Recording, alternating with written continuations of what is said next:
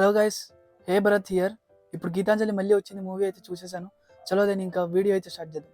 గీతాంజలి మళ్ళీ వచ్చింది movie April 11, 2024 అయితే రిలీజ్ అయింది.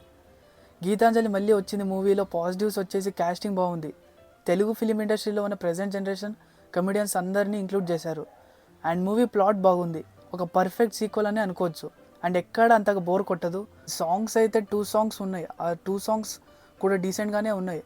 అండ్ మెయిన్లీ సినిమాటోగ్రఫీ అయితే బాగుంది. అండ్ మెయిన్లీ సినిమాలో సత్య గారి కామెడీ సీన్స్ బాగుంటాయి. అతను ప్రతి సీన్స్ కూడా నవ్వు వస్తుంది. And interval portion one of the highlight అనుకోవచ్చు. బికాస్ ఆఫ్ ఇంటర్వల్ ఫస్ట్ పార్ట్కి కనెక్షన్ ఇస్తుంది. ఇక నెగిటివ్స్ గురించి అయితే అంజలి గారి పర్ఫార్మెన్స్ అయితే నాకైతే జస్ట్ ఉంది అనిపించింది. అండ్ ఎక్కువ ఇంపాక్ట్ రాలేదు అంతగా. బట్ శ్రీనివాస్ రెడ్డి గారు అయితే బాగా చేశారు.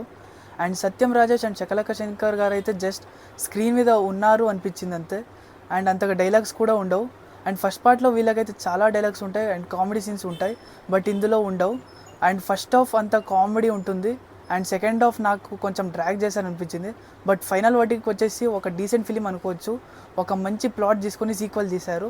అండ్ నేను ఈ మూవీకి 3.5 స్టార్స్ ఇస్తాను. And by, take care. And మరి నెక్స్ట్ వీడియోలో కలుద్దాం.